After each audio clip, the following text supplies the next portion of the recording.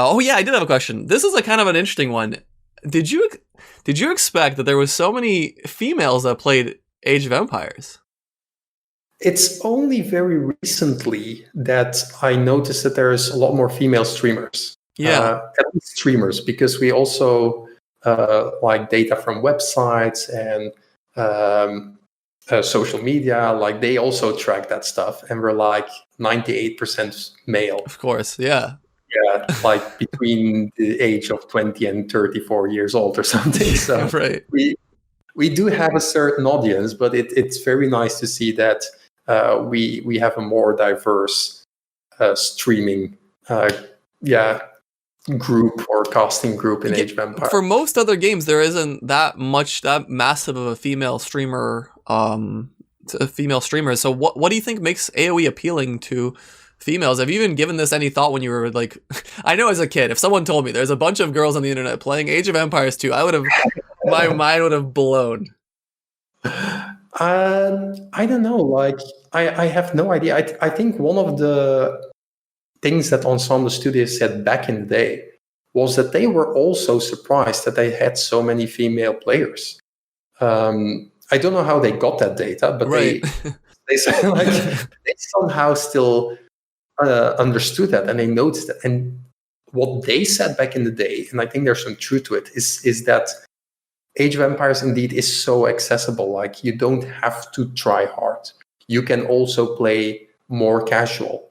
And I think for a lot of girls and women, especially in the past, I'm not saying this is for everyone, Sure. but for a lot of people, it's like, hey, I just want to try a game and just relax. Yeah.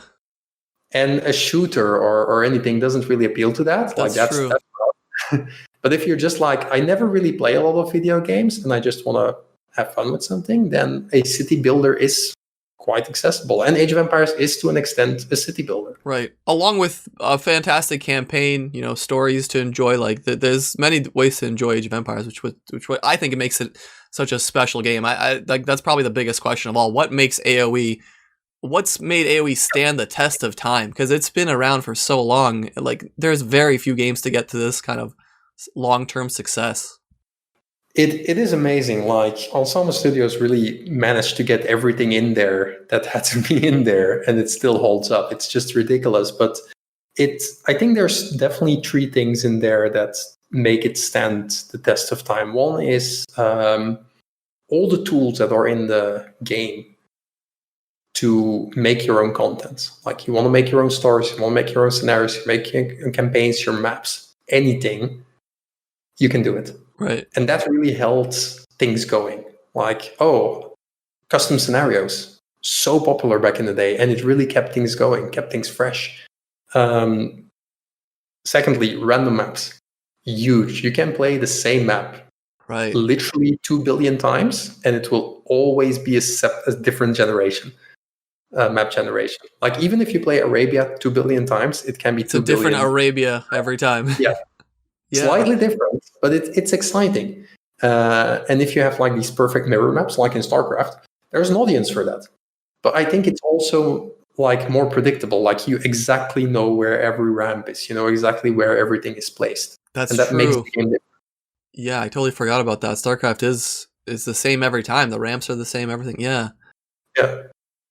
But if you're like, this ramp is now slightly differently positioned, you can be like, maybe I can just defend it with one tower. And this time I can just like wall it differently. And all those little differences make every game so different. Yeah, that's why I have 200 plus hours on Steam with. Yeah, and there you go. Yeah.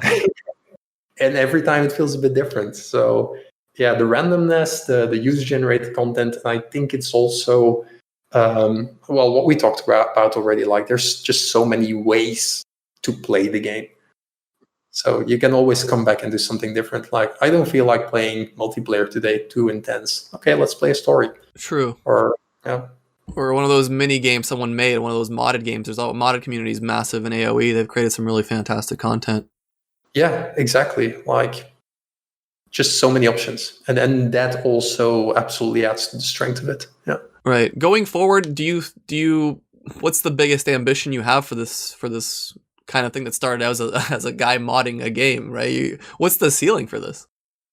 I don't know. I mean, I would love to do this for the next X amount of years. I just love to keep on doing this. There's just so much you can do with Age. And I don't just mean like Age 2, like just Age in general, the concept, the series, the franchise. There's just so much you can do with it. And I hope that the series keeps being successful, that we can explore more avenues. But this is a very, very like vague answer. Yeah, I understand. I understand. The Bored With Nelly podcast is available on Spotify, Apple, Google Podcasts, and pretty much every platform known to man, except MySpace. Why the hell would it be on MySpace, you weirdo? Full episodes can be found on the official Bored With Nelly YouTube page.